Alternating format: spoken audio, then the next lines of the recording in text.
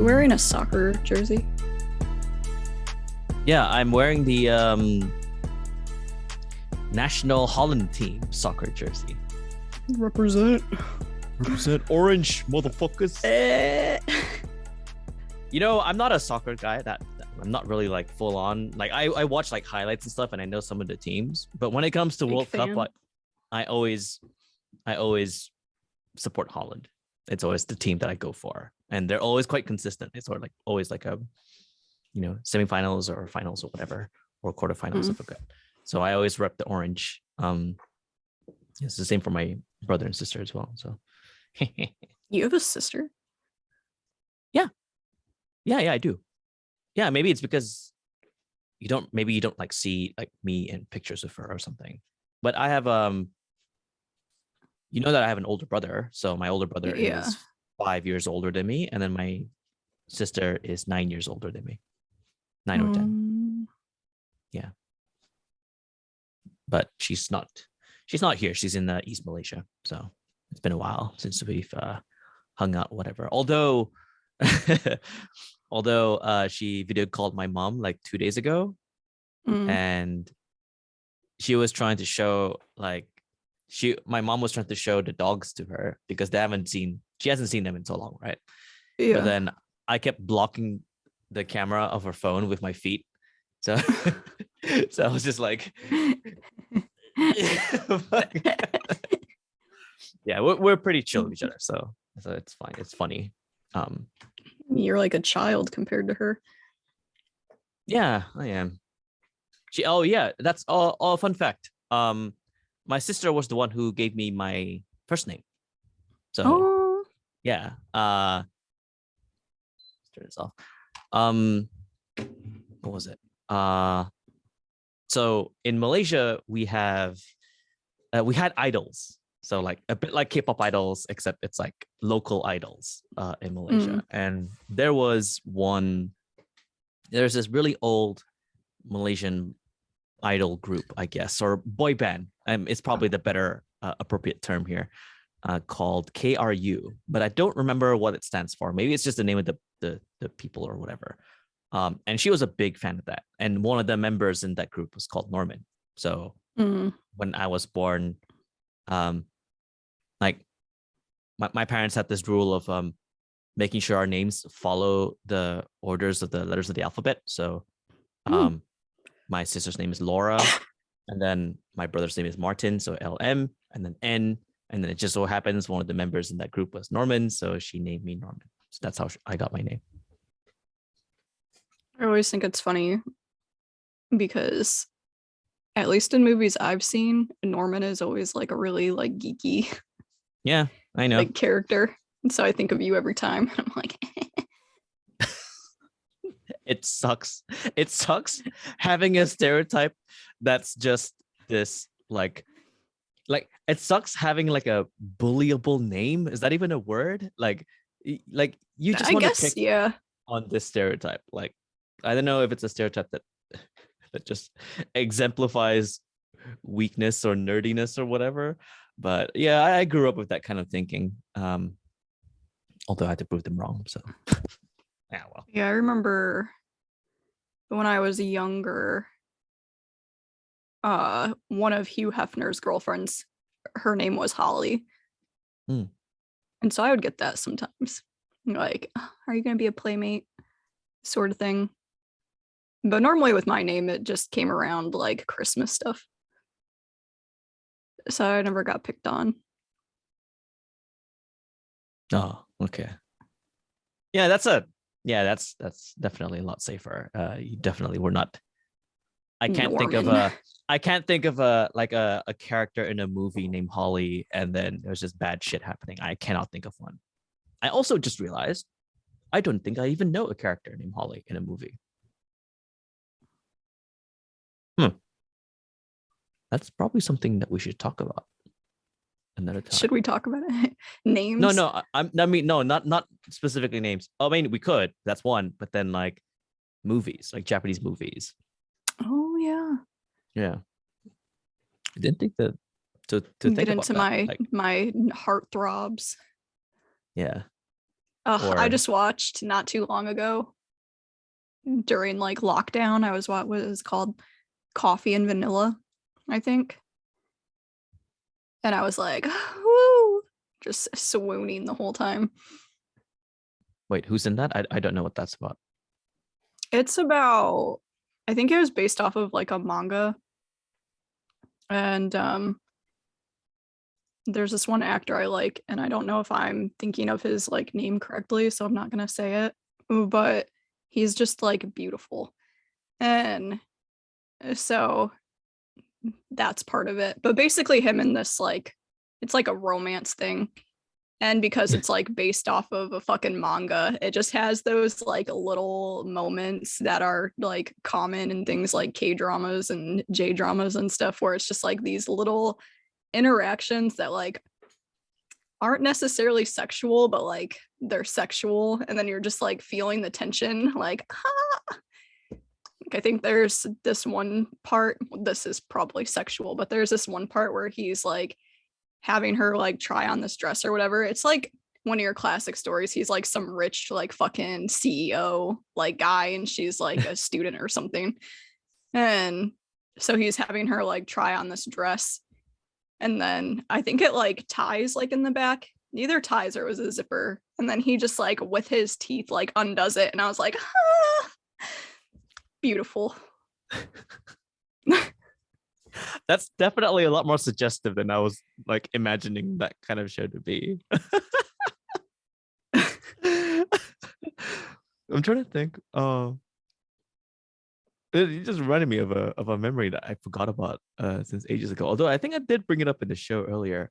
I haven't even done an intro yet, but I just want to bring up this memory first before we get to that. I'll try my best not to fuck it up too. So I think during so we had my spring semester and then the fall semester. So your first semester. So the 2015 fall semester. I stayed on throughout the holidays. I was traveling, etc. And I came back, and it was like weeks before the term started, and Sid was there already because I think he just finished teaching English in another prefecture or something like that. I don't know. I wish we could get like I want to have Sid as a guest on the show. Yes, it'll be just fucking the hilarious. three of us. I want to like I'm gonna reach out to him like after this to see if we can set up a time. We'll figure out timing when it happens. But yeah, I mean, and hopefully Sid can clarify this. So it was me and Sid, and then there were some of the Japanese students there. Tomo was there, and at the time there was a really popular J-drama, and I cannot remember the name, but there was an aspiring actor or like up and coming rookie actor that was like really beautiful, whatever, handsome guys, and it was a sankaku, like a sankaku kanke. So it's like a triangle relationship. There's like one girl, and then these two guys like this girl, and then she's like, the drama is like, oh, her being, oh, is it gonna be to the first guy, is it gonna be to the second guy? And it's not like groundbreaking in any way, but I just remember the memories of me and Sid actually just like trying to catch the latest episode at the TV and like wanting to know what happens next, because I think like we finished dinner at the like the dining hall one time, like at the dorm, and the TV just happened to be on and it was showing that episode. So I guess we were just bored, so we were just watching the episode and we're like, what the fuck is happening? Like there's like this girl and she's like being all confused, and then the guy's being like all creepy, and all I remember was that they're in I think like the second guy is a doctor in a hospital or something like that, and then she was brought into a room where there was nothing there except for a projector showing fireworks, like a video of fireworks, and then he like hugs her from behind or something and confesses, like saying, oh, I like you so much or whatever. And that's like the most I guess climactic part of the show or the episode or something, because he finally shows. And the girls in the dorm hall were like, hey, oh, whatever, like, very typical responses, right? And then Tomo was just like, and Tomo, like he's very like, he's quite just indifferent. observant. Yeah, he's just like, yeah. But then me and Sid we just like over exaggerate everything. Like, oh my god, they're gonna fuck. They're gonna yeah. And it was like, and then I was asking Tomo like, what's Japanese for baby making room? Like, he's just like, what the fuck? Oh god, that was a funny memory. Oh. I'm gonna try and find the name of that show. I think I can find it. I'm trying to find the name of that show. And we'll link it into the show notes. So with that being said, welcome to Kanpai Chronicles. All about the, I guess, the good, the bad, and the yabai, as our just our conversation just now has just set a great example. With your host Norman and Hello. So yeah, contrary to popular belief, this episode is not about it's not about dramas and shit that we've watched. Although, like, I actually would love to dedicate like a time to talk about that. Yeah, like, I'll just get all in my feelings. Yeah, either dramas and movies in one go, or can do like a part 1 and part 2. We can figure that out. Don't worry about that. But that dumbass story that I just shared is something that I hold dear to me, a memory that I hold very, very dear to me, because it's just one of the things that no matter how old or how far away it's been, how long has it been since we've left Japan, whenever I think back to that time, it just makes me really happy. Like, I feel really glad that it happened, even though it's just stupid. Like, you don't learn anything from it. Like, me and Sid were just being dumb, and Tomo was just there because he's just like, so it's not we're not growing as humans, but it was a funny memory. Yeah, so I thought that it would be pretty cool to just have this episode talk about happiness, like happy feels, things that make us full of joy, things that makes us laugh, or things that makes us really happy, even in a deeper context, but also all sorts of things. So yeah. I was just gonna say, your story, like, bless our friends, especially like our Japanese friends that like put up with us that year, because you reminded me like Masa, as far as like, because like in Japanese society, like typically, like publicly, girls aren't quite so like straightforward. They don't really like talk about like the kind of shit that like I'll talk about just in like front of everyone. And so I remember like becoming friends with Masa specifically because he would just be talking about like fucking obscene shit like at McKim, just like in front of everyone. And I was like, all right, he's someone like I can talk with. And at first he was like, I think like put off and surprised, like, Holly, girls don't talk like that. Like, don't talk like that. Like, tone it down. But then he got used to me. And so even after I came to America, I would be like texting Masa, like, hey, how do you say bush? Like in Japanese, like, is there like a mean way to say bush? Or like random shit like that, like just like obscure fucking shit. And always we would have like, he'd like give me the word and then we would have like some discussion about it or whatever. Bless the patience of these people dealing with our fucking shit. I mean, sorry if you hear clinking. I need to stir my coffee. Oh yeah.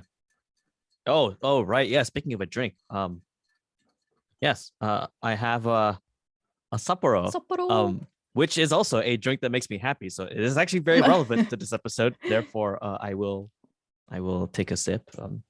So yeah. Bless the Japanese students for bearing with our ignorance, or like bearing with our upfront demeanor. I think it's like just definitely uncommon for someone to just ask another person, even just in general, what's the word for bush in your language or something like that. But the fact that we just have absolutely no, is it shame? Is the word shame? Or like just absolutely don't care. And we're gonna ask anyway, especially in the public space like McKim. So for those who don't know, McKim Hall in Rikkyo, the Ikebukuro campus, is where all the international students just tend to hang out. On the second floor, it's a lounge with a number of tables, a number of public PCs that you can just use, and there's like tables to study at, whatever. If you're talking at normal conversational volume, you could say like half of the room can hear you, I think. Yeah. But then we're talking about Gaijin conversational volume. Like, oh yeah. That's also something to consider, because I noticed that our tables tend to be pretty loud, rowdy. So yeah, I'm trying to imagine that when you're talking about bushes. Yeah, and I feel the Kim was such a nice like little space. And I feel typically like the other students that would hang out there were like interested in that sort of, do I want to say environment? Yeah. Because now that I'm thinking about it, there was like the 2 or 3 tables that were like in that one space where everyone would like usually sit, and they would be like very energetic conversations and stuff like that. Then you had like I'll call it a bar, but like that elevated like area by the bathrooms. People would usually go there if it's like you had some shit like you had to work on, like you're trying to focus, but you can kind of like butt into conversation every once in a while. But then you would have some students, I think, that would come there like not knowing like, oh, this is where the Gaijin hang out. And so you'd get those people that come in and that are like across the room, like staring, like, what the fuck? The white people tables. Yeah. Like, what the hell is happening? But even because I think most of the like residential students that hung out were typically students themselves who had like gone abroad and had like a more like a global perspective. Yeah. So it was a lot more like welcoming of like that chaotic energy than say if you were like sitting somewhere else on campus. Yeah, and we even brought it back to the dorm as well. So we'd just be like hijacking tables on the ground floor of the dorm, and then just like drinking, obviously, in the lobby, and then just like being all loud and stuff. Yeah. You know, and we have like Japanese students passing by, and they're like, you know, they look and they're like, oh, this is interesting, and then they pass by. So I feel like we are really good at bringing the ruckus everywhere that we go, and for some reason, that definition of happiness has been just protected because it's we've just been consistently doing that for like every single semester. I'm gonna do this for the sake of the. Oh damn! There's no pop. Okay, never mind. Don't worry. It had a little bit of a yeah, some gas, but it's okay. Right. Before we like talk about the wonders of happiness, I feel like we want to address the demons in the room. I'm not sure if you have one in mind, or if you found one, or if you randomized for one, but do we have we do. Is there a yokai to judge for this week that we would like to witness and ask if they're doing okay? I was randomizing because I was just trying to find one that was like super like happy. So yeah, we decided to do like this theme just on like laughable happy shit or like good news or things like that, just because you guys know the atmosphere of the past couple of years, and I feel like sometimes we just need like a break from it to like not really talk about serious shit. So I was trying to find like a yokai that kind of like fit that. And so I was randomizing, like hoping something would come up. But I kept getting this one. Like this popped up like 5 times. And I was like, okay, maybe this bad boy wants to be discussed.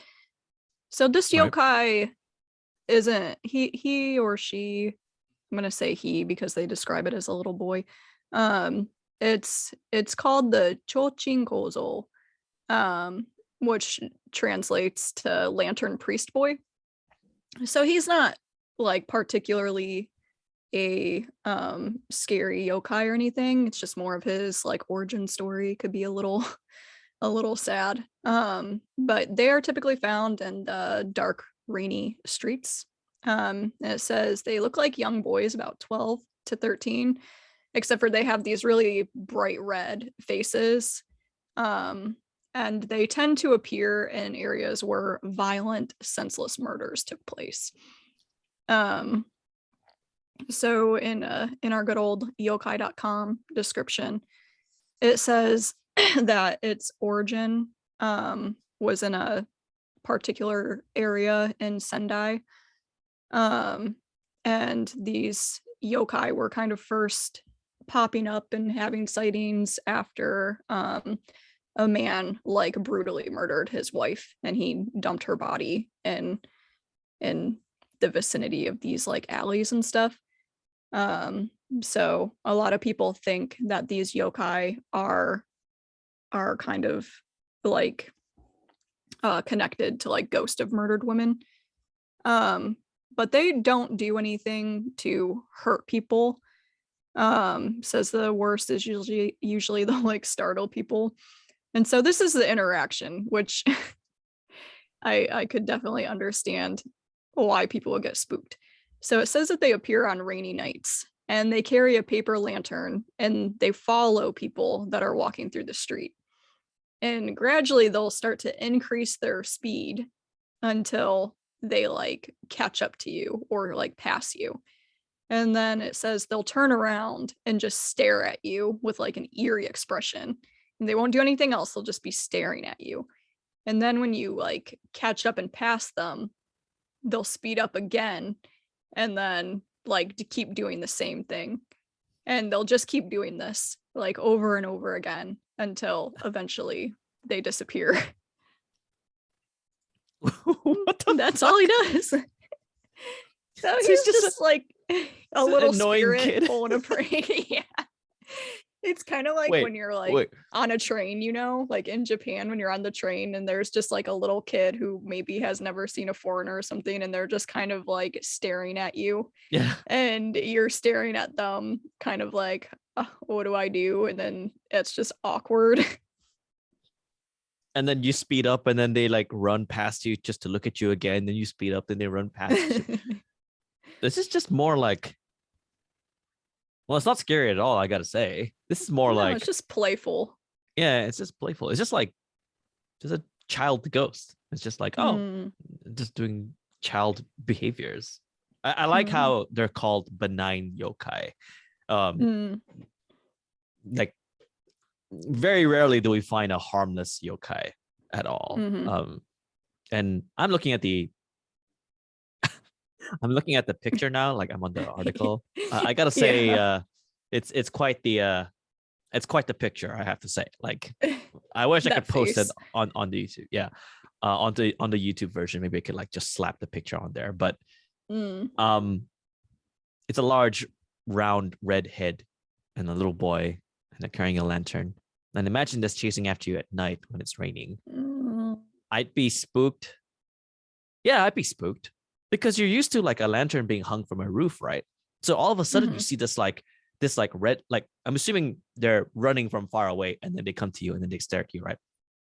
So imagine like the lantern, but it's at eye level and it's chasing after you. Oh my god, yeah. That scares me. You're having these shadows and like and you can't tell because and it's like a small figure, right? So this small figure is you can't tell until you're close enough and you're like, oh, it's just a kid ghost.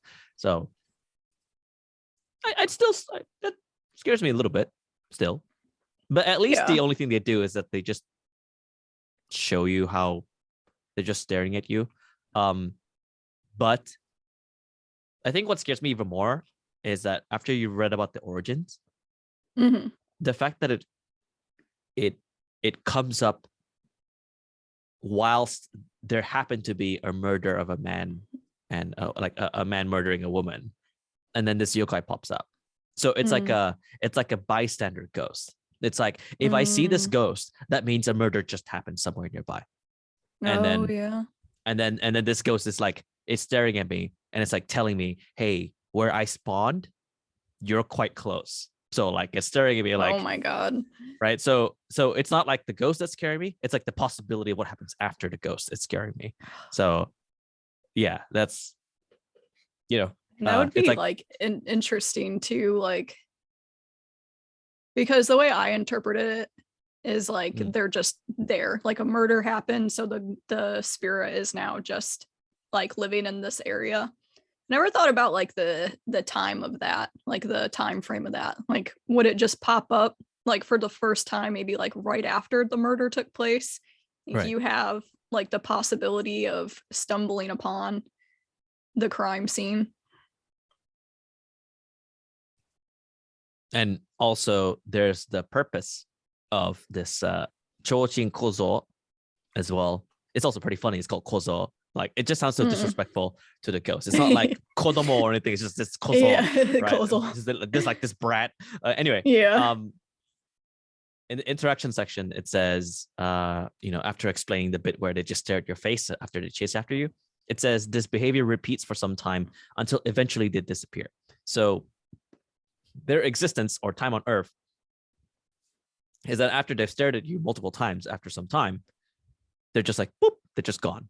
For some reason, there's no like, it's like an abrupt ending. Like that's how I'm imagining it to be. So I'm assuming that their time on Earth is quite limited. That's why I was thinking that maybe they will spawn almost immediately after a murder. It will be like, when a man murders their wife, the scene is painted red with the blood of the person. And this is, I think, maybe a parallel with like my own tribal thing, because like we have this thing where we have this thing where like my ancestors were headhunters, right? So we preserve skulls and we hung those skulls in front of our doors, and it's to protect us from ghosts.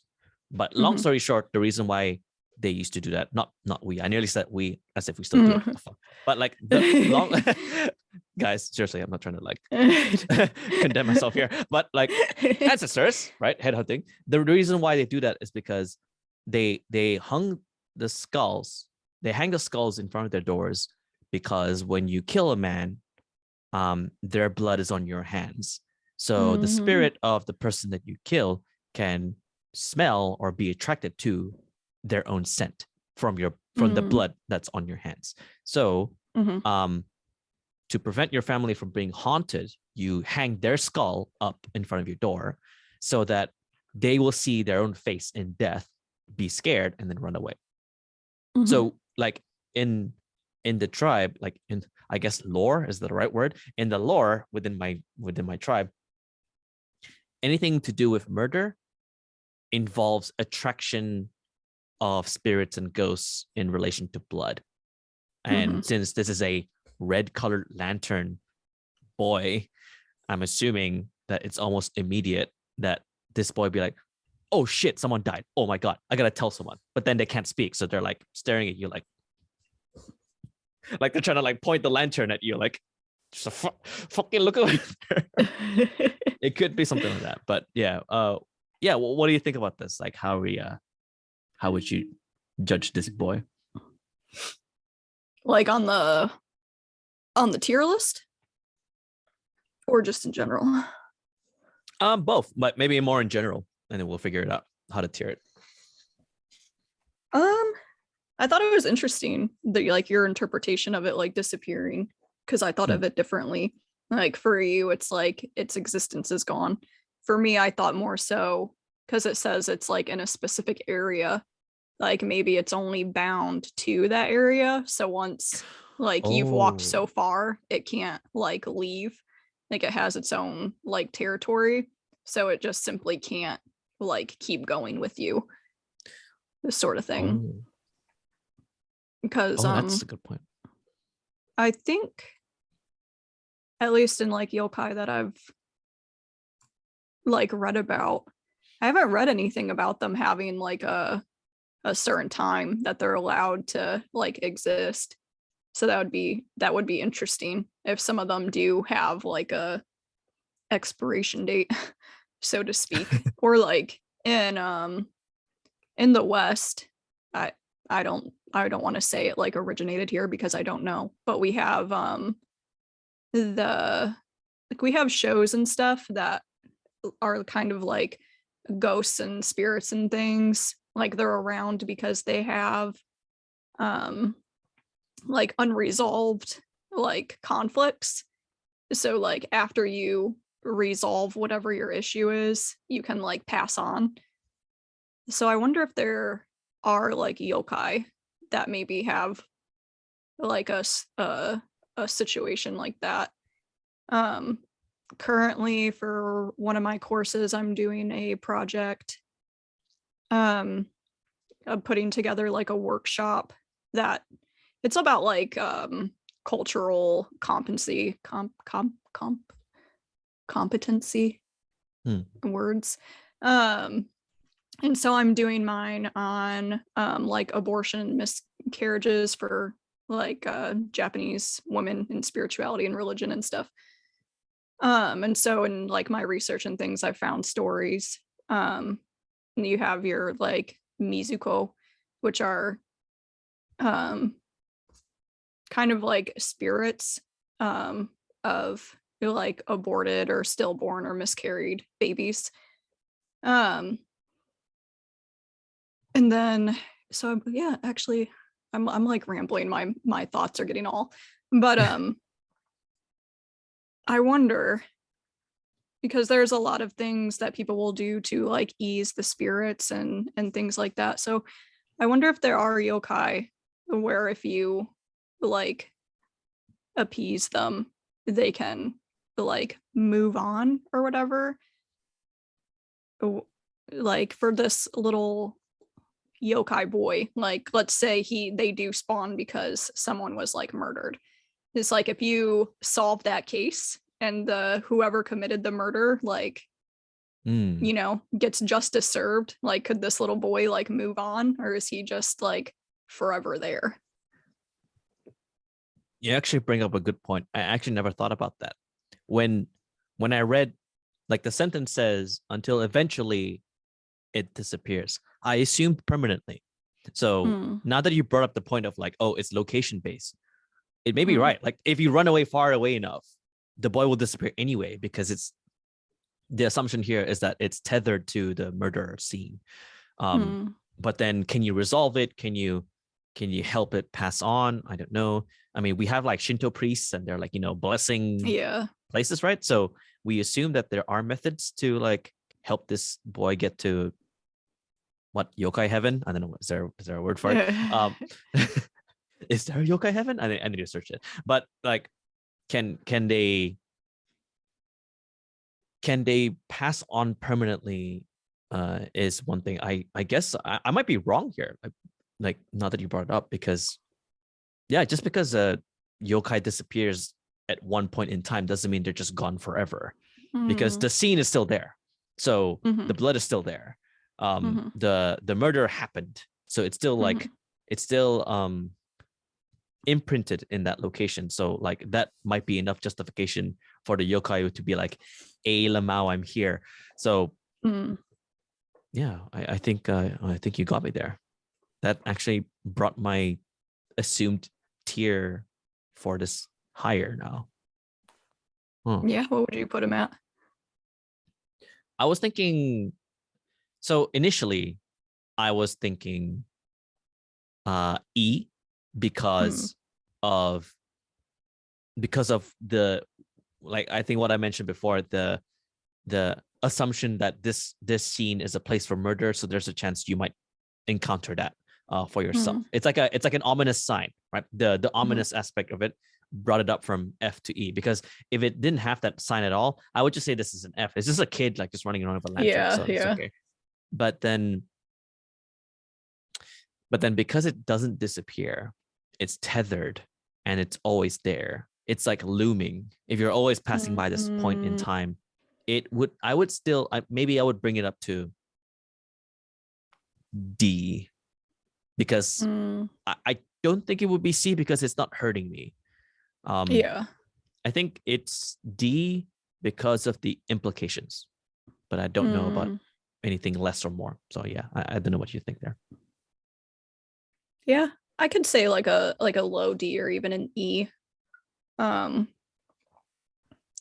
Just because I don't know. I feel like your average person probably wouldn't necessarily know like what the yokai like why it's there. They probably wouldn't be like, oh fuck, like a murder happened. You'd just be like, what the hell is this like red-faced child doing? But and plus because it's a kid, I feel like it does like it's still uncomfortable, but it's not as like ominous as like if a grown man was like doing this. Like if a grown man was like hurriedly walking behind me, I would be like, oh fuck, like I'm about to die. But if it was a child in the middle of the night, I would be like a little concerned, but I don't think I would feel particularly like, oh no, I'm about to like die or something. Yeah, if you put it that way,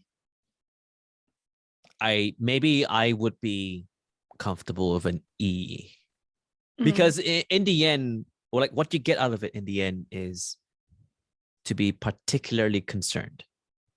That's it, right? Like how you would react to it would be like, oh, okay, I'm aware, I see this child, it's not gonna hurt me. So you're like uncomfortable. Yeah, you're like uncomfortable, right? Okay, yeah. So I'd say E. Yeah, I'd say E. Okay. Jot that down. Okay. Eboy or lantern priest boy. Can you imagine an eboy an ghost? Eboy yokai. Oh my god, what would spawn an eboy yokai? Like maybe another like emo boy gets his like heart broken by like his high school crush. I was gonna say someone's MySpace account gets deleted or something, and then that's the scene. Like the scene happens, and then you just hear like a ooh woo in the background. Suddenly, it's like a fucking yokai with this heavy black eyeliner, wearing chain accessories. Oh, you know what? Like for some reason, when I said that, I picture fucking Ryuk from Death Note. Oh, yeah, Death like Note, yeah. Ryuk is the e-boy spirit. Yeah, definitely. Yeah, it's like that's gonna be my next tweet. That's what I'll put on Kanpai Chronicles. I'll be like, why does every e-boy look like this? Picture of Ryuk. Expectation is Ryuk. Reality is just like the stereotypical like e-boy look. Can you just imagine, like, you know how there's like signs that there might be a yokai nearby you? It'd be like, oh, like scratching, or like, oh, if it's some, if it's like a woman and then they're like crying or something, right? Like you hear like a wailing in the background. This one is just like you just hear My Chemical Romance playing in the background, like when I was. Oh my god, that would be so funny. You're just walking down a dark alley and you're like, fuck. Just start singing along. I would like, oh, who is playing? And then but then if you react by singing along, I think that's like grounds for them killing you, right? It's just like, no! Oh, right? It's like what was it? The Kuchisake Onna? It's like if you respond, you're dead, right? It's like, oh, I know this song, and then boom. That would be horrible because there's like throughout the years, it's always like adapted or whatever, but there's always been those like try not to sing or try not to react, and it'll be like popular songs of like whatever. That would be horrible if like if you react, the consequence is death. Like that would be an S tier for me because I would be like, like I have such a hard time because it's such a jam. Oh my god, My Chemical Romance yokai. Fuck. Holy shit. I feel like e-boys are supposed to be like soft though, like would they want to murder? Yeah, but these yokai are designed to attract you and then they catch you off guard. That's what the Kuchisake Onna was. It's supposed to be a beautiful woman and they have a mask, right? And then they're like, am I pretty? And they catch you off guard and then they take off their mask and then you're dead. That's how it works. Like a lot of people are attracted to e-boys, so that's a large audience for killing. I think I'm condemning myself by saying that. And I guess too, like this is very generalized. But you know, typically if you're a My Chemical Romance fan, you're probably a little depressed. So maybe maybe to the eboy yokai, he's like, like they would rather be dead. Like if they know this song, they must be like very sad. So maybe to them, they think they're like doing you a favor. If you're singing along, they're like, oh, I will like spare them the curse of living. And then they just come in and take care of business as My Chemical Romance plays in the background. If you're about to get murdered, the song switches to like Helena, and you're like, oh, fuck.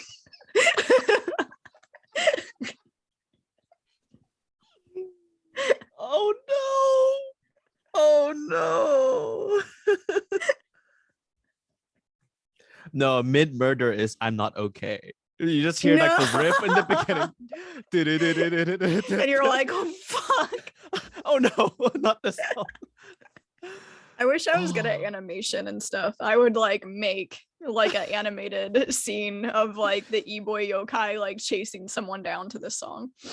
Can we get like, can we commission like an artist who can animate to like to actually just do like a 10-second like animation, like, or about I was thinking about that stuff last night. Like, how fun would it be to like have people like animate certain things or create certain things based off the fucking random shit that we talk about here. There is an endless supply of bullshit that we've said on the show. Oh yeah, and absolutely.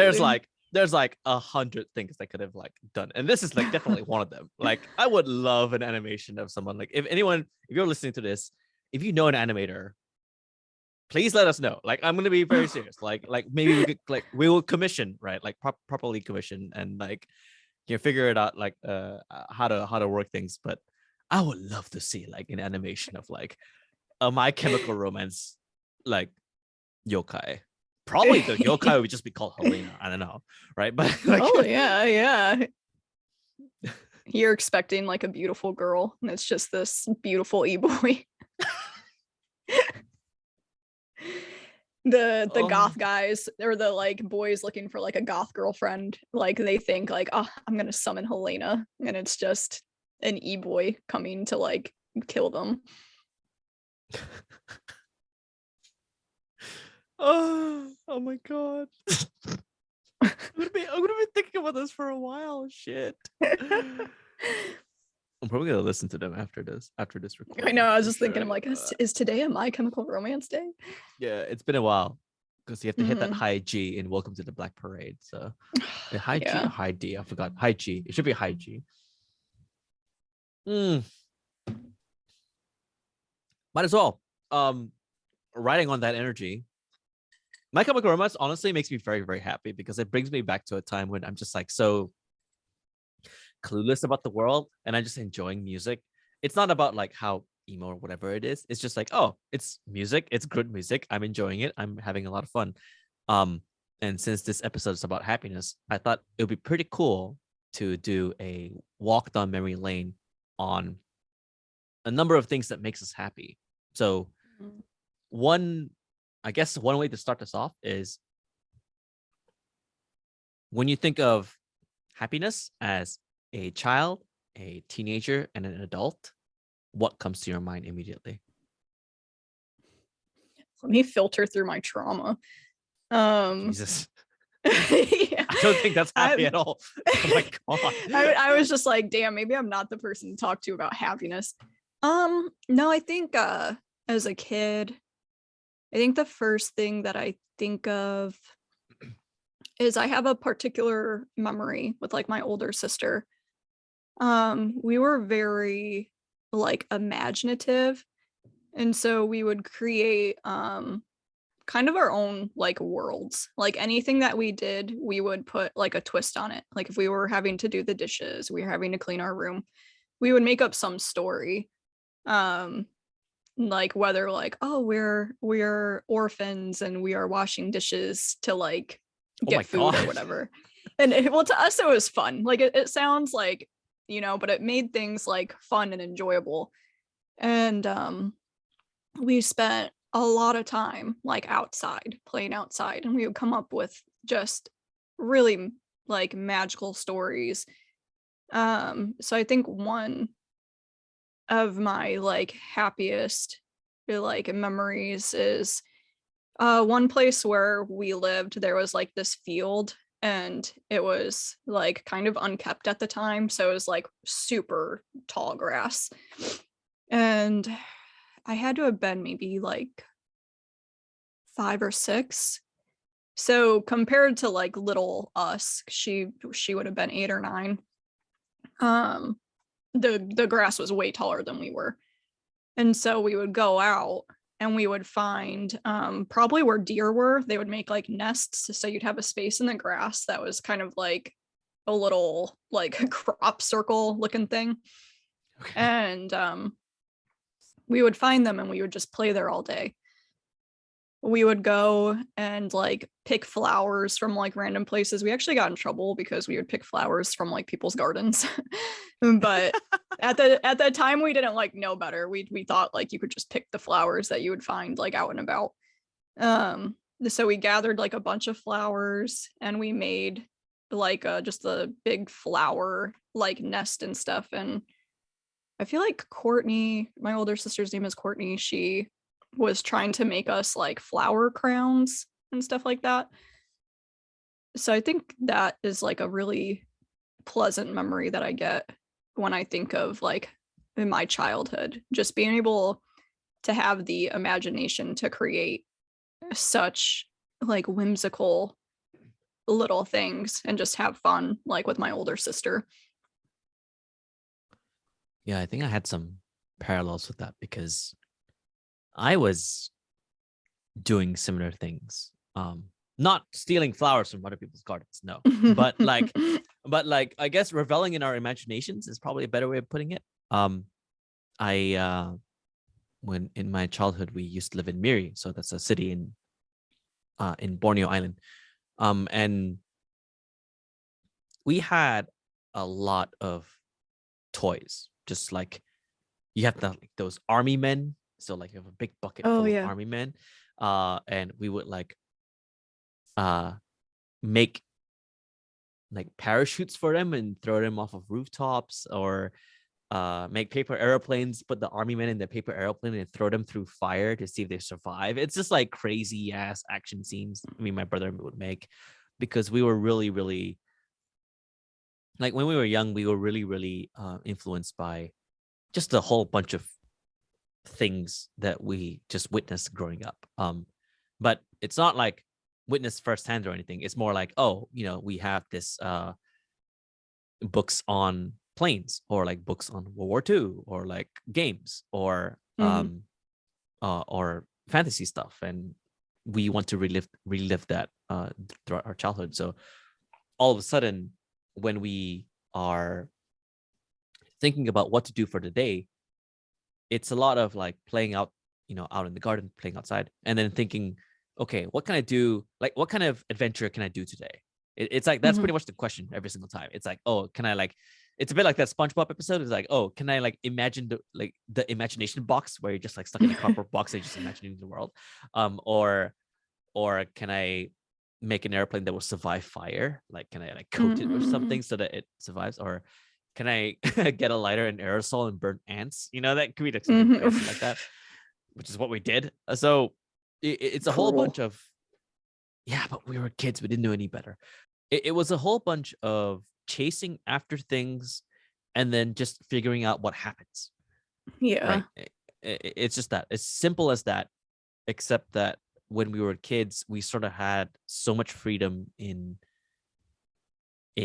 blending imagination with our almost nonsensical activities, throwing toys off of balconies and shit like that. So yeah,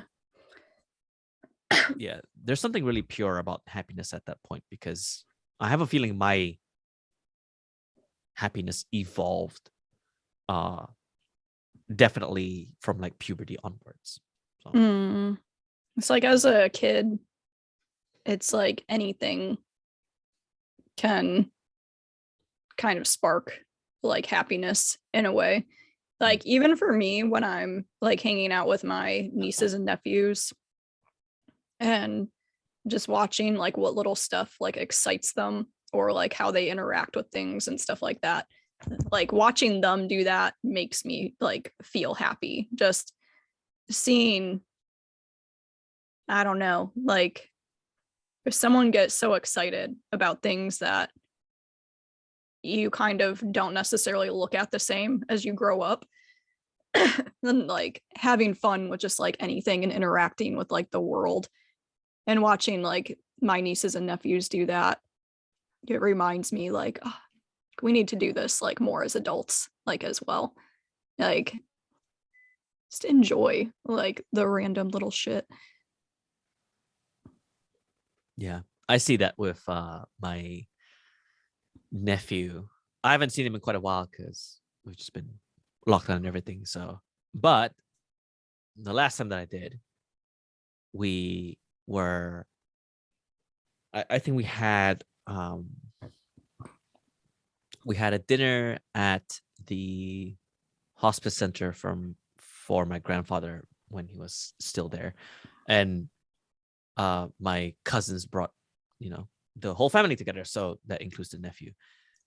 The nephew obviously wasn't really paying attention to the food, etc., because he just wanted to play around with like whatever the hell was in the room, which is like this, huge gathering area. And witnessing his wonder at everything brings this secondary effect of happiness that's just kind of very hard to describe, because when I was like just looking at him, I was like, wow, he's just really happy at the simplest of things. And sometimes that makes me think, oh, when did I lose that? Or like, when did I stop thinking about that? Or when did I, maybe not losing it, that's the wrong way to say it, but maybe a better way to phrase it is, when did I become numb from that experience? Because I could do the exact same thing as my nephew, but then I wouldn't find it as fun, as an example. But I was watching him, and he likes things that spin like a fan or something like that. He would be like looking at a fan and he'd just be like, oh, like it's just like this kind of a dumb kid. He's actually pretty smart, but he's kind of a dumb kid. A lot of things fascinated him. Maybe it's a better way to say it. And there was these in the corner of that big banquet hall place where we had dinner, because there was a lot of us, there was a kids corner, and in the kids corner there was a small stool for people to sit on.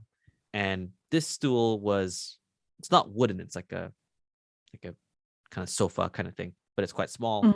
But it's like red and white like candy, like those like those rock candy that you would eat.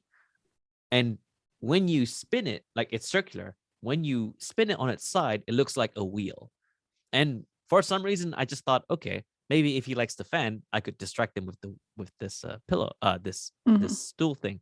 And I did, and he was so fascinated with it that we ended up rolling this thing for 1.5 hours. Like, I was staying in the same spot and I was rolling this for 1.5 hours, and he was not tired at all. He was enjoying it so much, and I was like, wow. For some reason, children have an unlimited, a well of unlimited happiness, and then as you grow older, that well starts to like close up a little bit. It starts to become limited. Either that or your tastes start to become very like specific. Because that's how I felt when I was looking at this. I was like, wow.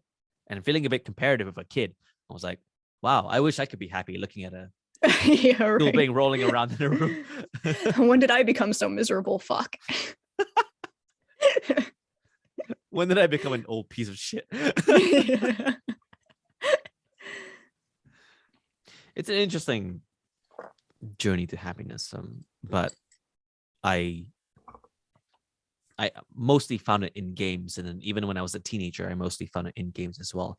But friends ended up becoming a factor, so there's like other people take into consideration for my own definition of happiness, and then but then I think that teens speaks to my character. Oh God, how can we talk about happiness during our teenage years without those talking years about of angst? Yeah, angst. Oh, damn angst. Oh God. Where do I start? Shit. I mean, I'll put the angst aside for a second. Like, I think the happiness part of it was just the fact that you have this like adolescent, I don't give a fuck energy.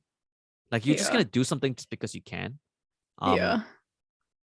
it's like that rebellious energy, but times 100, because you're too Mhm. stupid to think about like, oh, what if something bad happens? Like you're just too stupid to like think that far ahead. So Mhm. you're just gonna do anything you want. Yeah, I had a lot of happy moments like that where I didn't really care about the results or the consequences, and I just did it anyway. Yeah. Um, that and girls. So I started to learn that girls are Girls are attractive. girls are attractive and they make me happy and stuff like that. But yeah, what about you? What constitutes your happiness in teenage years? I would say like pretty similar. The ignorance that you have as a teenager. Like you just don't really think about the consequences sometimes. And I want to preface this. I don't condone underage drinking or acting a fucking fool. But for me as a teen, I did not make some of the healthiest choices. But through all of that, looking back now, I'm like, oh my God, should be dead. But Oh my. I think like just the fucking ignorance that teenagers have, and it just allows you to just be doing these stupid things, and you're like it's so like fun at the time. Like I can look back now and be like, oh my God, idiot. But I also remember the like almost euphoria I would feel, like really just doing whatever I want. Um because I feel it's pretty universal. Like as a teenager, you are becoming more, or you're more aware that you're your own person, and you start to feel various pressures from like family and society and also yourself. And so when you're making these like stupid choices, there's something that feels good about it because you feel like I'm making these decisions for me. And it feels like a sense of control. And then as you gain some life experience and wisdom and stuff, you can look back and you can be like, oops. But in the time, like, it feels nice. Like, just being stupid. And like you said, like with your friends, dumb conversations, and people are starting to get like crushes and stuff like that, and it feels like not that there isn't like angst to be had with that, but like it's also just like fun, fresh like stuff. There's just all these like feelings and things happening, and you're just like along for the ride. And so I think the ignorance that I had, because as a teenager you also feel like you fucking know it all. If anyone told Yeah. me as a teenager that I was like ignorant, I would be like, fuck you. But now looking back, I'm like, okay, yeah, I get to see it. And I miss that sometimes. Like I'm glad I'm more self-aware and I can hold myself responsible for things. Oh, but definitely as a teenager, my lowered inhibitions and care were definitely like refreshing. Yes, lowered inhibitions and care. Yeah, that point on thinking that you know it all at that age. So when I was younger, I used to think that that's like a myth, Mm-hmm. because like when I moved to Holland when I was 10, I thought I matured more than my peers because I was playing a lot of online games and just talking with a lot of people older than me. So like Mm-hmm. on forums or on like MMOs or whatever. So I thought that I was at their level. And Mm-hmm. I thought that okay, um the false sense of knowing it all was a myth, because if you actually know it all, then you deserve to be acting like that, was my rationale at the time. So it Yeah. was this like, it's this like super deep implicit angst that I didn't know was already in me, and I thought I didn't have it at all. So I just really Yeah. was not like introspecting at all at myself at all. I didn't even know what the word introspect meant at the time. um Yeah. and what happened was that after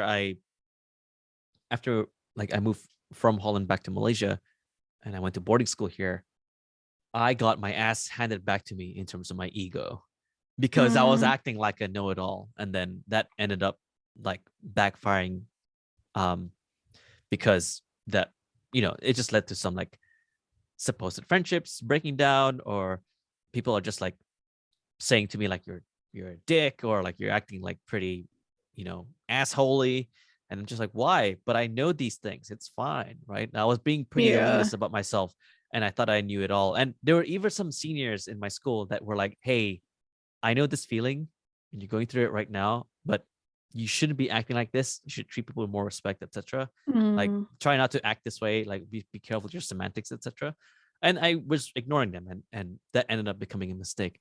So that I have a feeling the inhibitions from recognizing the consequences of our actions, if we were to take upon them, mm-hmm. is something that has to be learned the hard way. Yeah.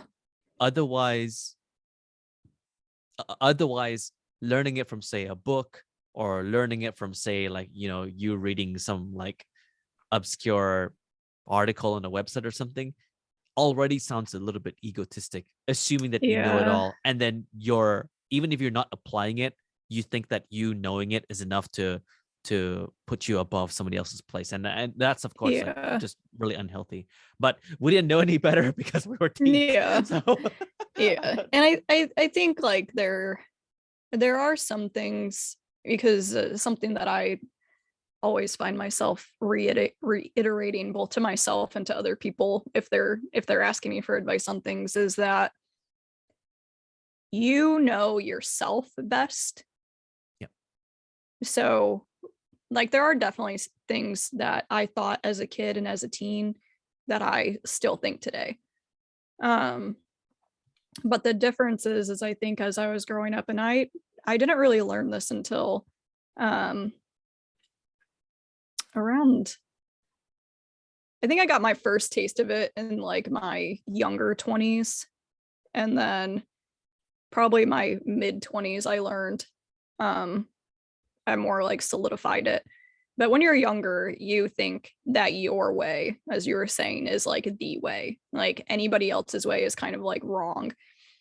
Um but then you grow up, and hopefully it's surprising that not actually very many people are this way, but like as I said, everyone knows themselves best.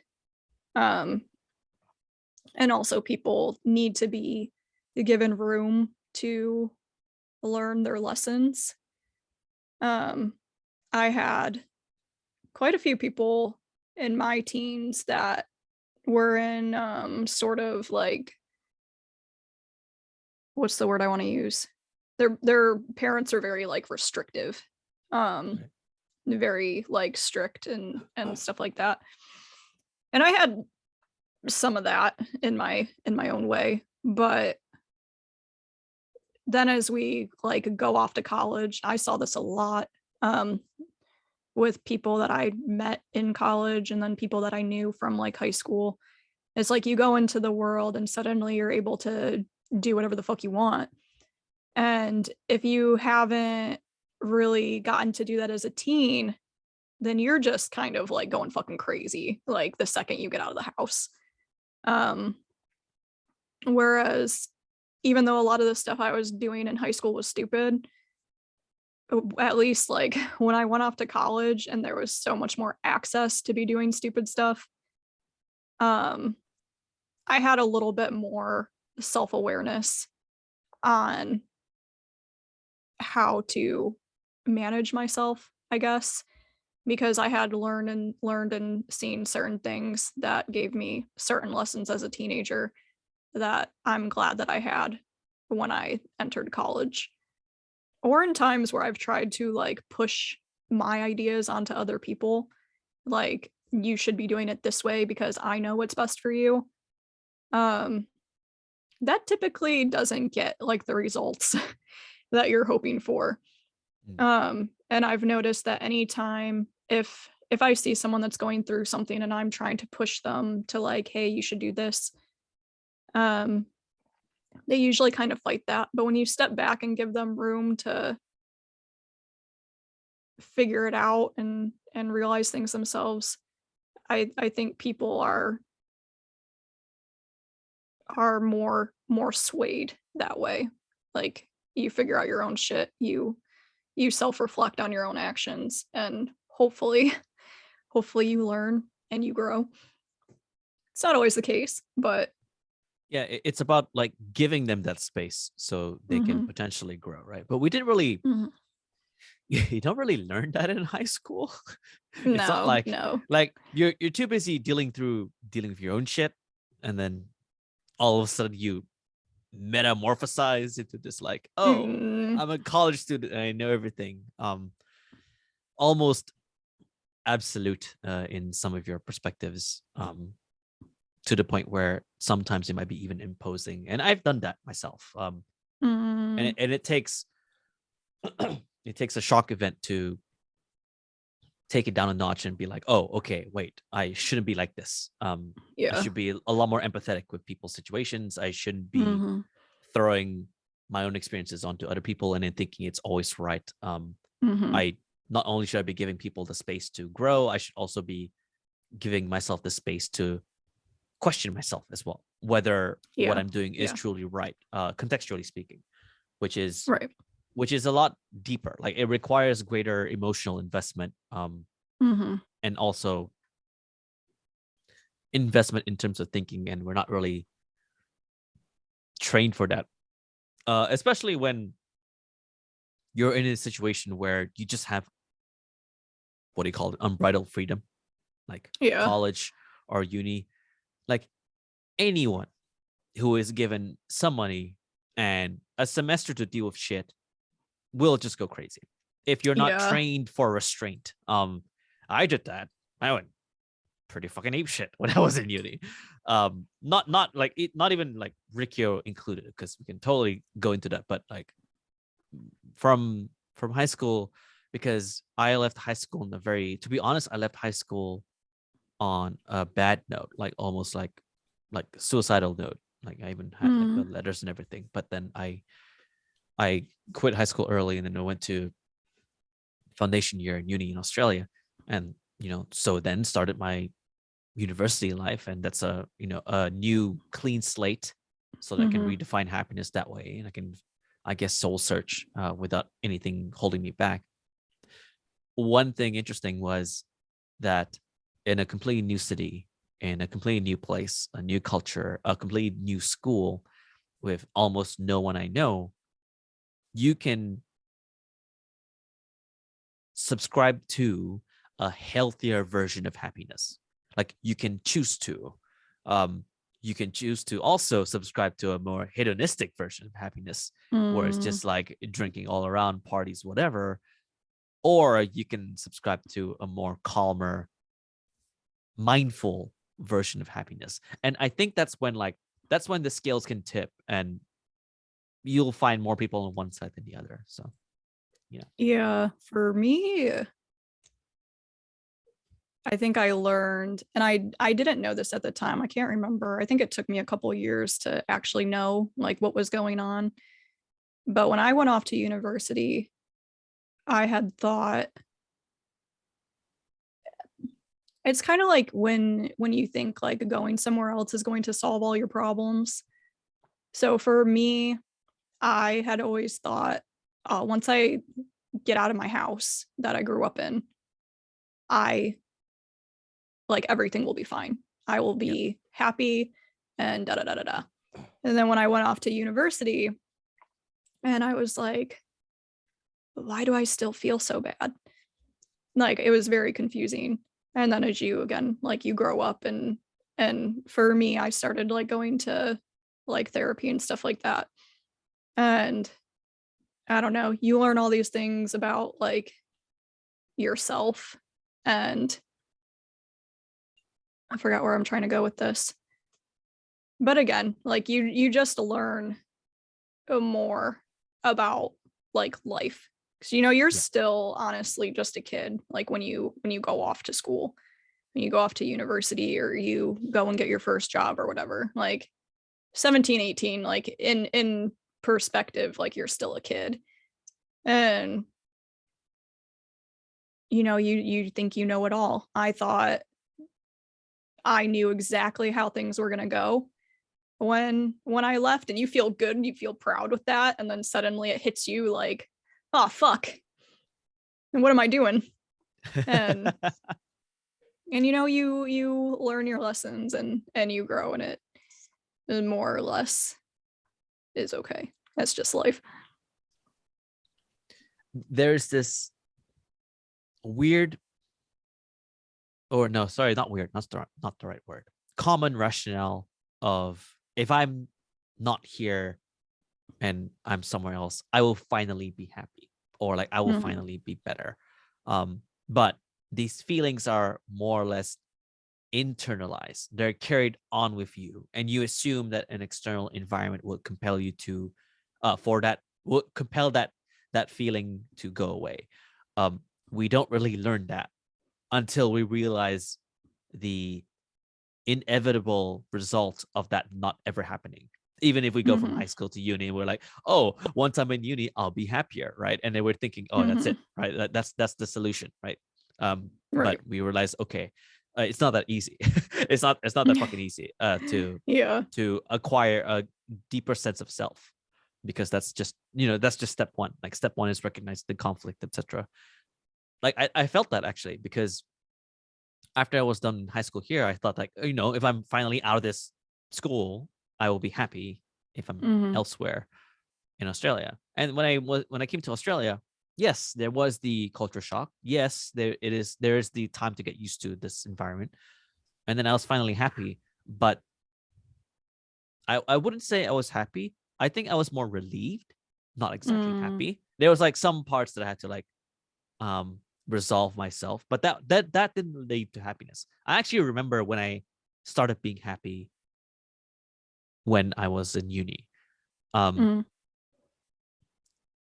I have a big thing about privacy, like Mhm. one on privacy and two on freedom. Mhm.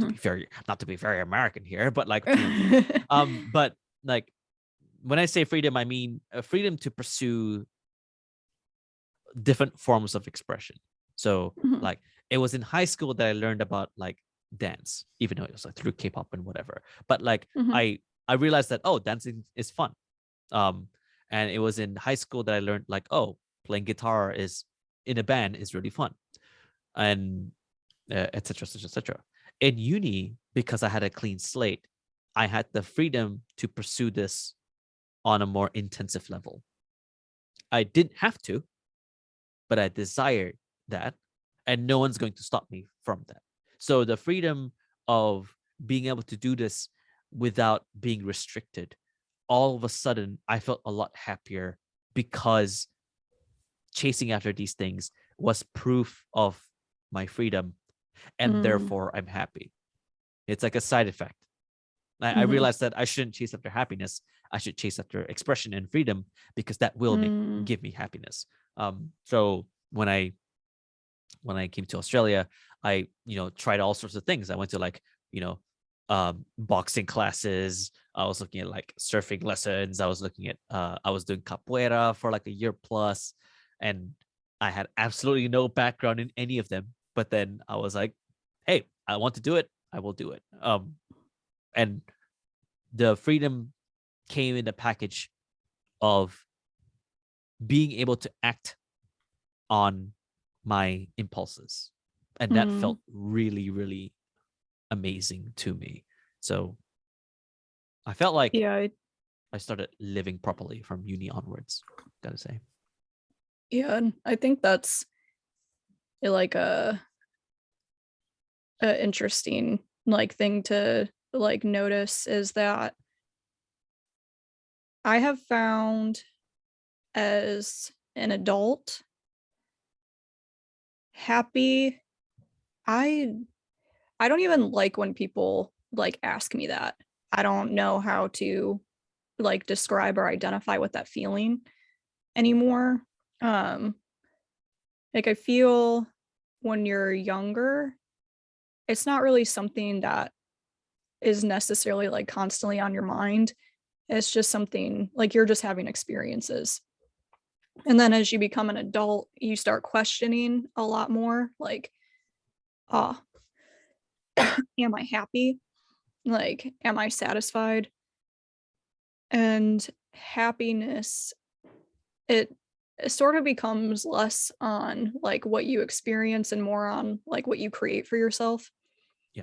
And at least for me, um, my like I wouldn't use happy anymore as an adult. I tend to use like the word like gratitude um because that's kind of like what I feel. The things that make me have like warm fuzzy feelings as an adult, it's like some of the things that I do for myself, which as you said are like creating things, how I express doing art or making like silly videos or like making this podcast or things like that. When I can actively like create and put my energy into something that just results in some form of media, I'm like, oh, like look what I did. Like even if it's stupid, it's like I made something. Um, or like seeing my friends like accomplishments. Um, when I was younger and we have more of our own judgment and I would see like people like getting married or having kids, I could only think like, oh my God, I hate that you. Um whereas now as I've like, you know, matured into not everybody thinks like I do. I can like even if it's things that I can't understand, I can really like appreciate and be grateful that people in my life are doing these things that make them feel good. And that makes me feel good. Like seeing other people feel good makes me feel good. Um, I've stopped thinking of happiness as something that is like, how do I describe it? I used to think in my younger 20s and I was, you know, dealing with all these emotions of myself. I used to think that happiness was something that you achieve and that stays stable. Like you reach happiness and then like you have a happy life. Um, whereas now I see it as I have to be very aware and in the moment and just see things that I'm really grateful for. And in its own way, that is like what happiness is, I guess, for me, like as an adult. When happiness as a concept deepens, you stop using that word and it turns into something as powerful as gratitude. And I guess in this context, I'm not sure for you, you might be wrong, but like for me, gratitude is a synonym for meaning, like in a positive way, like in a very empowering way. For some reason, meaning in specific activities, meaning in expression, meaning in creating something for yourself, meaning in pursuing a mission that you're really like passionate about. That's an example. You're not thinking about this when you're a child, or you're not thinking about this when you're a teenager, not really thinking about this when you're given all the freedom in the world when you're in uni. But you start thinking about that, like the seeds are planted during then. And once you're an adult and you recognize, you know, these different roles in society and how people are wanting, you know, families or kids, etc., when it comes to you, you look in the mirror and you think, what makes me happy or what makes me grateful? And you figure out that specific activities give you that meaning. Mm-hmm. I don't think I've actually ever used the word happy in everyday conversation. Now that I'm thinking about it, with like people that I talk to, I've never said, oh, I've been feeling very happy lately. I've never really said that. Mm. I've always stuck to being glad, being grateful, but it's more like pointed towards someone. Yeah. It's always the happiness is assumed, and then the intention of the sentence is to say this happiness is a side effect of my gratitude that's shared with somebody. Yeah. And once that, of course, I didn't just arrive that all of a sudden. I wasn't just like, oh, what gratitude? But it was like, it was earned. Like that definition is earned, and being able to commit to that felt like I'm not lying to myself anymore. So every single time that I'm willing to say to someone, hey, I'm grateful that, we're still friends, or, hey, I'm grateful that we're still keeping in touch after so long, or, hey, I'm grateful that you're my, I don't know, like aunt's cousin's brother's dog or whatever. Being able to even say that brings me a level of happiness that I don't even want to use the word happiness, because I feel like it's too shallow of a word to describe how much it means to me. Some people might find that same feeling when they have their firstborn. Yeah. I understand. I may not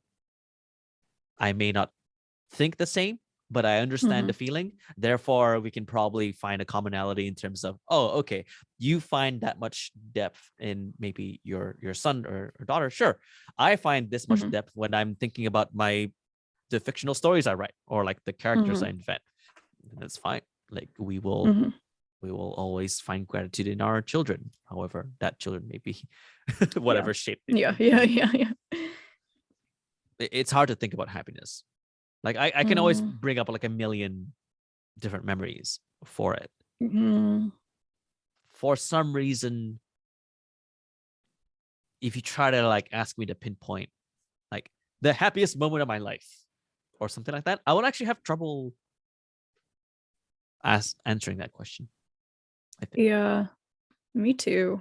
Like when people say that, again, like for me, it ends up falling back towards like gratitude, because I remember, and for you, it might be similar. Like I'll think of like Japan a lot, like the year I spent in Japan. Yeah. I'm like, that's when I feel like a peak experience. But even then, it isn't even necessarily that I was happy. Like I was going through some shit like when I was over there. So when I actually think about it, I'm like, I wouldn't say I was like happy. But again, there's the gratitude that I would feel at the time, just being able to be there and have my experiences.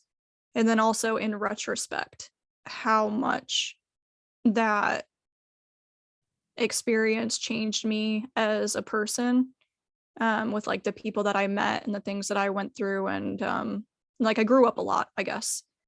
And so there probably has been like the biggest amount of gratitude that I feel for that specific moment, because it is an experience that has really kind of shaped like who I am like now. But I don't know, happy.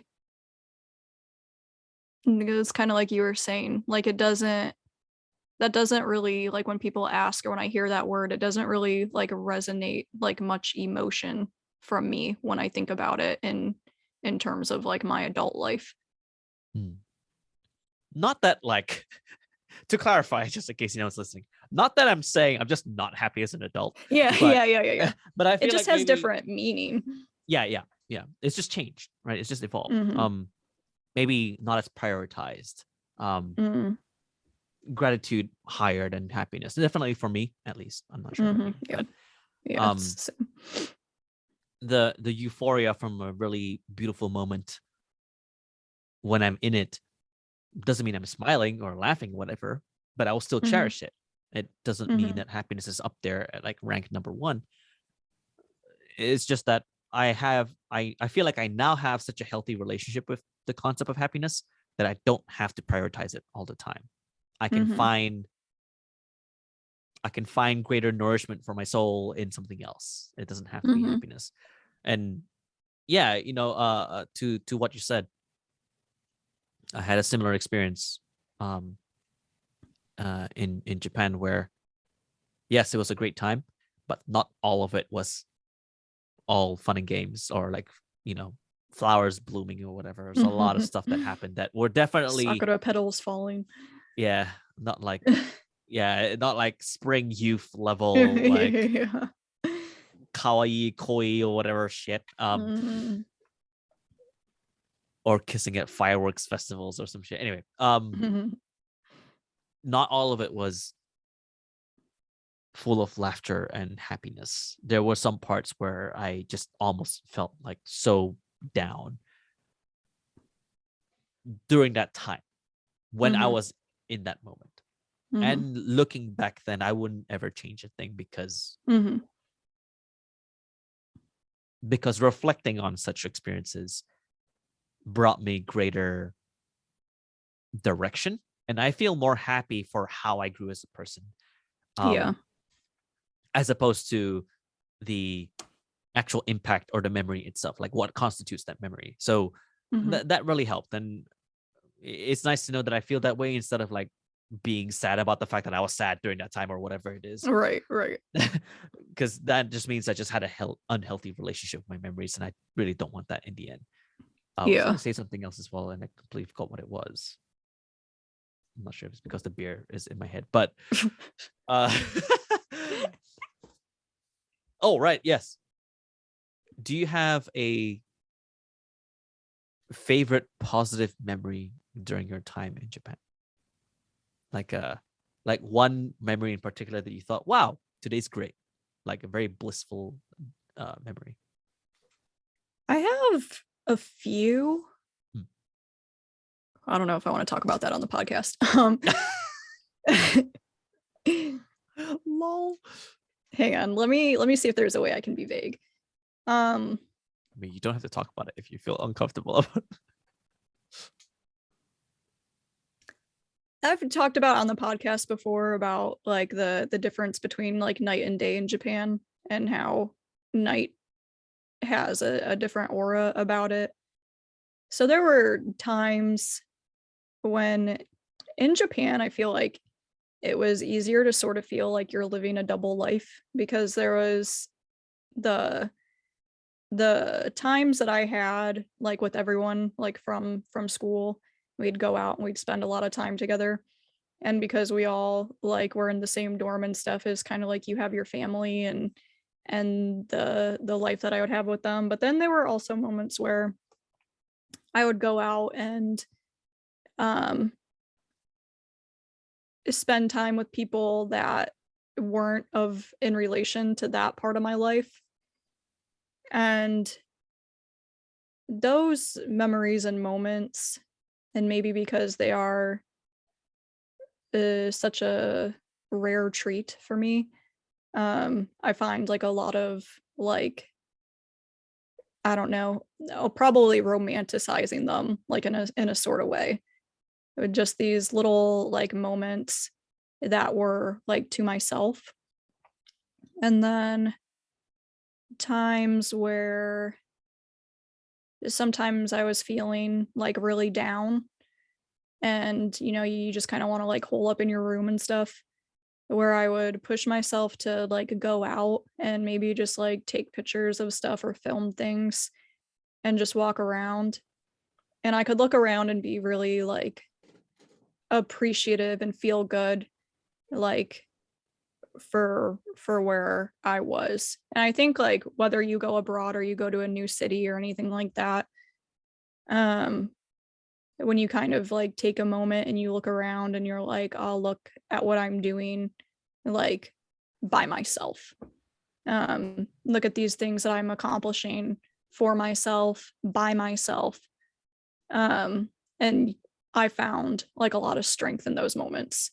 Um, Especially if I'd been down for like a little while and you just go out and you like reflect. And Japan, something that I really cherished is that as you're walking around, it's like you can always find really beautiful little things. Whether it's like someone set up a tiny little shrine like in an alleyway, or you stumble across like a park in the city, or there's just all sorts of like little things that you find. And to me, I'm very visual. So when I see something that really aesthetically just moves me, I feel gratitude and like happiness just for that. Like just to be able to see that, I can get really good feelings from. And I think Japan had a lot of that for me. Yeah, Japan is primed to have those situations pop up quite often. Very aesthetically provoking Mm, location, regardless if it's day or night. It's just different feelings, right? Different time, different mm, feelings. I noticed that as well. For me, a blissful moment is actually when we're all people in a Sakadai dorm are together hanging out. Yeah, drinks may be involved, mm. sure, but like just when we're hanging out. I like when we're all by the that location near the bridge, just a walk away from the dorm, and we're just like Yeah, by the the little river. mini river. Yeah. And Yeah. we're just like drinking or having music out or just like Mm, saying dumb shit or just hanging about or just lollygagging, I guess is the right word for it. yeah. It's just nonsensical fun. I have And those are glimpses of that always sometimes. nice. Yeah. Like being able, because like going out to the like club or going into the city and just being crazy was fun, but definitely the more intimate moments, I guess, or like at the river, or like if we'd go to like the hookah lounge. And what was that game called? Lux? There was a game that Max had that we went out to like a hookah lounge and played a couple of times.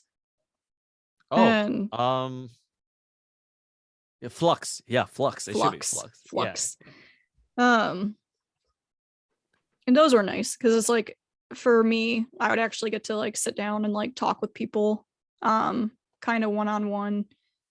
And I think we talked about this on an episode before, but like just hear like their experience and catch up on like what's going on in their head and how they're feeling. Yeah. And you get that like sense of unity also, where it's like I'm not the only one that is experiencing this at this time. It's like I have all these people beside me that are experiencing the same thing, which I think creates a sort of special type of bond. Yeah, it's that us against the world feeling. Yeah. It happens. I noticed like from both semesters. It happens and it catches on quite fast. Like you Mhm. realize how different you are from like people at uni or whatever, or like with Japanese Mhm. students or something like that, or with the culture in general. And Yeah. you have no one else but each other. So Mhm. when everybody is so welcoming to each other because there's no one else to um be with or gather around with, etc. You like people cherish each other a lot more. So you have these Yeah. moments where we're just chilling at the river and just drinking or doing whatever, and that happens to be so fun, like so great and so memorable. Other than the usual like dumb clubbing shit that we always do, sure, but Mhm. that's normally a vice that we're confronting every single week. But these moments where we just want to be with each other and Mhm. just like be in each other's Slow presence. it down. Yeah, slow it down. I'm just enjoying the summer nights or whatever. Mm. It's a whole different vibe. And if I were to try to be as close to the textbook definition of happiness, the memory of those times by the river would be the closest to me, to be Mm, honest. yeah, definitely. There's lots of times that I would even go out there, like I said, on days where I just needed to like just go look at shit. Um, I would go out there a lot and like journal or even just like watch the water. During like spring semester, it was like, exceptionally gorgeous because you have all the trees over there are like the cherry blossoms and stuff. And it is a quite like special place. I always think that um if I go back to Japan, like I want to go go visit that place again. Oh, cherry blossoms. Oh my God, that's also another thing that makes me really happy. Like Mm, going to Yoyogi Park when it's like all pink and everything. Oh my God, that's amazing. so beautiful, yeah. Yeah. Sometimes because I made like a YouTube video at the time, I think, on one of my sad little days where I just went and filmed out and about and like cherry blossoms and stuff. Even now when I'm sad, like I'll watch it sometimes. And I'll just be like, oh, yeah, like I've gotten to experience things. Like, I've done things and I can always go back and precious memories. Yeah, those sort of times. And now back to present time when we have a disease that will kill us. Finding happiness now is, I have to say, quite a challenge for me personally, because Mm, we're mostly stuck at home, etc. You want to make the most of your time moving about because we're not designed to be sitting on chairs all day or screens, looking at screens rather. mm, And for me, when I'm thinking about this, maybe earlier this year, I was thinking about when was the last time I was happy. It was mm, really scary, like, to ask yourself that question, like not even pandemic related or anything. It's just, when was the last time I was really like happy and smiling and being like, whoa, at a lot of things. And I was trying to pinpoint that, and it was years ago. It was really scary. mhm, So it made me like wonder, what was I doing up until then? And to me now, happiness is not something to search after, like, sorry, seek actively, but mhm. rather is found in small trickles in the actions that you do, which is Yeah. a lot a lot in parallel with what we're doing now, with like creating or expression or just venting out things. We find just a glimpse of happiness in small amounts, and then they all Mhm, accumulate. So as long as we do these things that help us, like, primarily, the secondary side effect positively would be like some level of like smiles here and there, and mhm, that's enough for me to get by. It's just a matter of trying to make a habit out of that. So yeah, mm. that's Yeah, the I think the past couple years with like the pandemic and everything is really what sort of solidified gratitude for me. mm, Um, because I was going through lots of things, kind of when the pandemic started. And I had thought the same thing. I was like, when was I even like happy last? What have I been doing these like past couple years? And like the things that have happened to me. And it's quite in a very dark place for a long time. yeah. And um I I think when my grandpa passed away and I witnessed that moment and things that I just started thinking and I don't even know how to explain it because it wasn't like an appreciation for life or anything like that, but there was something that changed in me in that moment. And I started thinking like, especially for me with people, I let people affect my feelings a lot. And I started thinking like, why do I focus on like the very few people that make me feel bad when I have so many people in my life that make me feel good? And so, a lot of times gratitude is like a practice. And so anytime I was feeling really, really down, I would try to force myself to sit down and write down things that made me feel good. Like, even if it was something super small, like having a coffee in the morning, or today, the way the sun like shone on this one particular blade of grass. Like, I would start doing this. And now once a month I try to remember to like do that.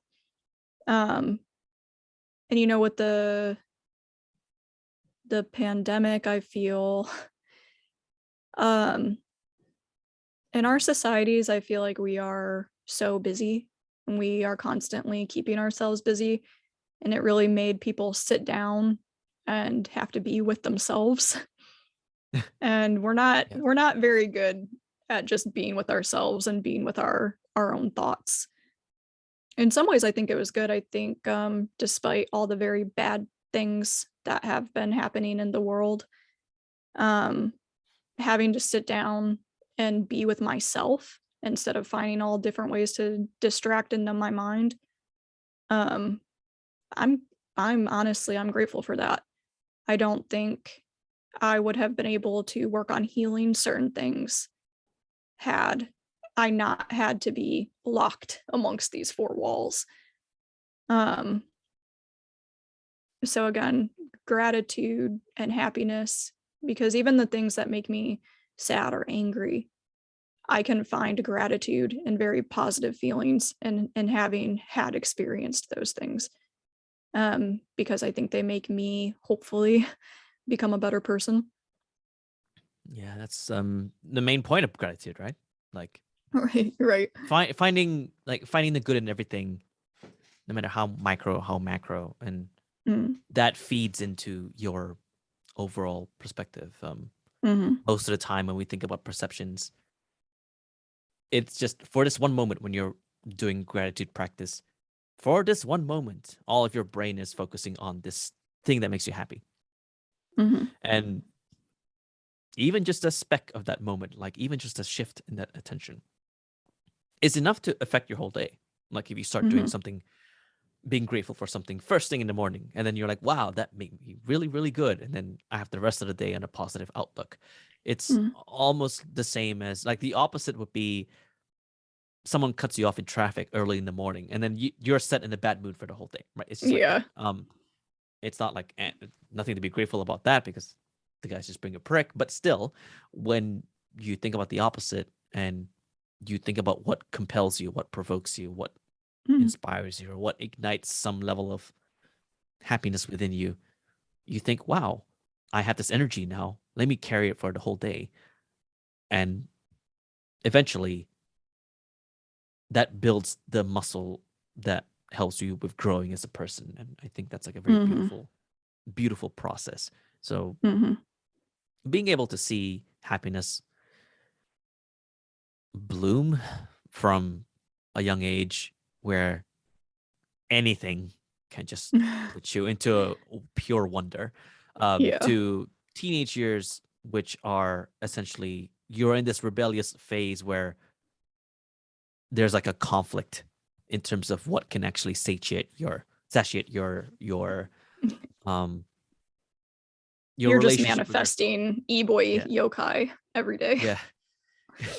Trying to put the black makeup on, right? The makeup on your eye, Mhm. and like, try, trying to be an e-boy. Um, oh man, I'm so glad I didn't try to be an e-boy when I was younger. Anyway, and when you're in uni, you suddenly have greater responsibility, but then you suddenly have a greater need for restraint, for a foray into the adult world, just like a tutorial level for like, oh Mm. shit, I need to be taking care of myself, etc. I can't just be like cooking instant noodles all the time and then like, you know, changing bed sheets every 6 months or some shit like that. It can't be like that. And then once you've reached adult, which I guess maybe another thing we can talk about. I'm not sure, a completely different episode, maybe just a different topic. When do you actually become an adult? uh right, for and in this context it would be like, oh, I feel like I finally became an adult when I have a healthy relationship with myself in terms of meaning, in terms of um in terms of happiness, in terms of contentment. So yeah, like I don't like, again, humans, we have this need to categorize things. So we have our childhood, our teenage years, young adolescence, stuff like that. Adult. I don't view things like that so much anymore. I kind of just see it as it's not necessarily like we're entering these new boxes. We just are accumulating wisdom. Because when you talk to anyone who's an adult, for the most part, people never, in my experience, like never have I met someone that is like, yeah, I feel like an adult. Like you have stereotypical adult things like I bought a house, I guess I'm an adult now, or I got a 9 to 5, I guess I'm an adult now. But that all just comes down to like words and how we describe our experiences. But in feeling, I don't think that necessarily like exists. I think all we can do, or as something I think people should do, is grow. We should take in our experiences, we should learn from them, and we should hopefully be kind to other people, and want to like nurture that. But I don't think there is anything that you achieve that makes you an adult, really. And because like for everyone it could be different. To someone it's like having their first child might put them into adulthood. For some people it's getting that first job. For other people it might be a more mental sort of thing. adult level 2, adult level 3. Yeah. Adult Do you have a evolution. mortgage? Yeah. Did you pay off your student loans? Wow, you're an adult now. And it's interesting because I feel like a lot of supposedly being an adult is honestly just connecting with who you were and how you thought as a child, and having the confidence to like be yourself without the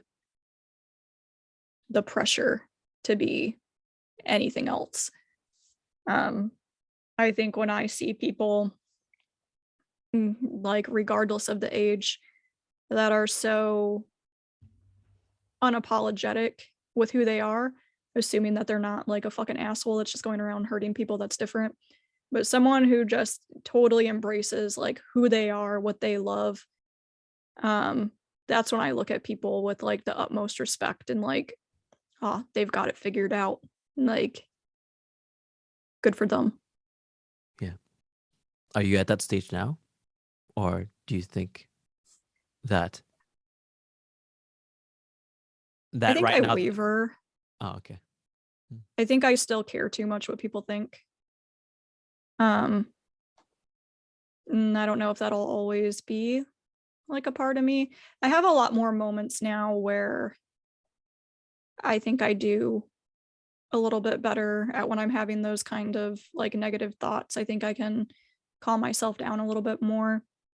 But I still think I definitely put too much pressure on myself, in terms of what other people think of me or what I should be accomplishing based on maybe other people's expectations of me. In my everyday, I think I feel more confident going at my own pace. But when I think in general, or I'm thinking about the future, I do still get really stressed because I think of success in terms of how that looks to everyone else. So I think I'm wavering somewhere in the middle. Yeah, when we start thinking about happiness defined by other people. Yeah.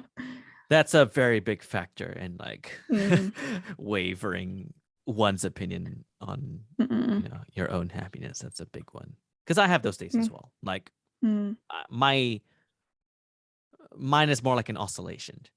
Like there are positive days, there are negative days, but then more or less right now I'm like, okay, there's nothing actually bad happening. It's just my thoughts haunting me. Yeah. So, if there's a good day where my thoughts aren't haunting me, it's actually a good day. But then if there's a bad day, I'm like, oh no, help me, please. It's like that, and to me, I'm trying to be above average. Like if an average is, a balance between positive and negative days, I'm trying to like shift my environment so that it can be a little bit more positively average. So a little bit more good days than bad days. I will still recognize that there are bad days, but at the very least, to meet myself with compassion at that point.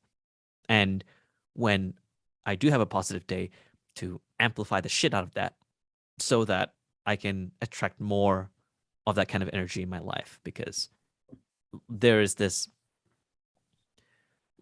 I don't know, I recently I've just been very grateful to opportunity in general. And for some reason, when you really lean on those positive days, sometimes it really attracts that kind of thing into your life. So especially when you express it online or something like that. So right. It's funny, when we were thinking about this topic on happiness, I thought that we were just gonna stick to like just dumb shit that we're gonna like share, just because it's like it just makes us smile or it's just funny or some shit. But then again, I'm not surprised that we were going to go into a very introspective version of the concept itself. Right. Always. It was always gonna. We should probably expect it by now. Yeah, and I think for everybody listening, you're bound to be hearing something like this every episode. So, but sometimes even I surprise myself. So, yeah, I'm like, damn, deep. Hashtag deep. Deep. Deep happiness.